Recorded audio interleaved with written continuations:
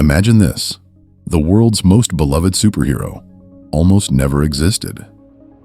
In 1962, Spider-Man was buried inside the final issue of a canceled comic book, a throwaway experiment that publishers expected to fail. Instead, that single issue transformed Marvel forever, created a $25 billion empire, and redefined what it meant to be a hero. This is the unbelievable story of how a rejected teenage misfit became the world's favorite superhero.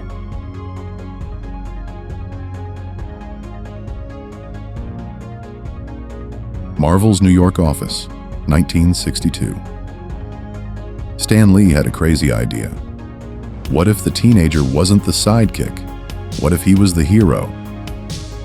Publisher Martin Goodman shot it down instantly. Kids don't want to read about kids. They want perfect adults, strong, confident, flawless. The comic book formula was sacred.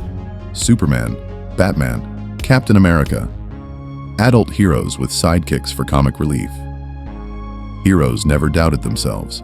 They never worried about money, friends, or heartbreak. Stan Lee wanted the opposite: a flawed, anxious teenager. Someone who made mistakes, not a godlike figure, but a kid just trying to survive. Lee first turned to legendary artist Jack Kirby. Kirby sketched a muscular, classic-looking hero. Perfect posture, confident grin, the Superman formula. Stan Lee looked at it and said, "This isn't right." He needed someone neurotic, someone who worried about rent, about school bullies, about girls who rejected him.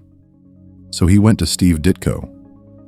Ditko's vision was radical: a full face mask to hide Peter's boyish features, thin, awkward body language, web shooters built into the wrists, bright red and blue costume, but no confidence in the pose. This was a teenage hero who looked like a teenager. Marvel executives thought the idea was completely unmarketable, but Stan Lee begged for one chance.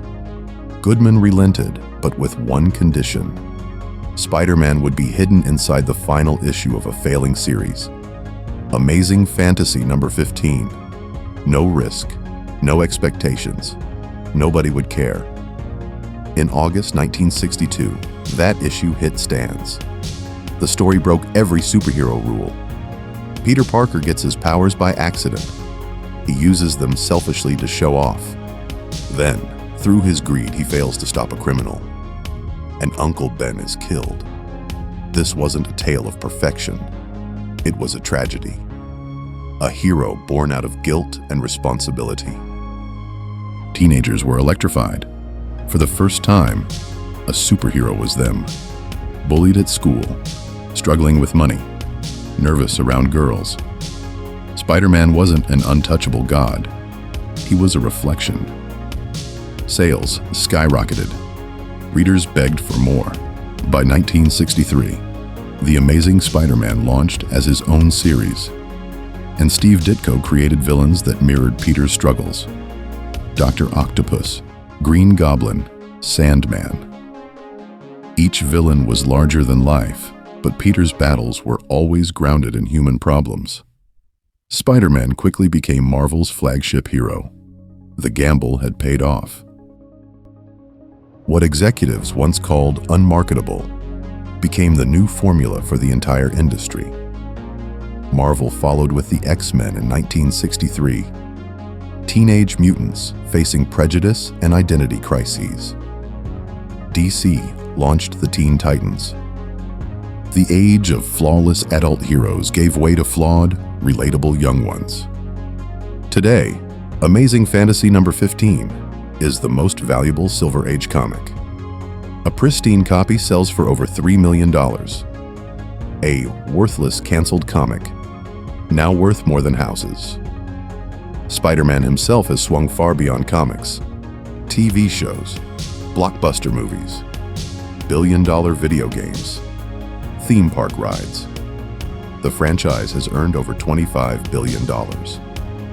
From a canceled series to one of the most profitable entertainment empires in history. The Spider-Man story isn't just about superheroes. It's about business, about risk. The biggest breakthroughs often come from breaking the rules.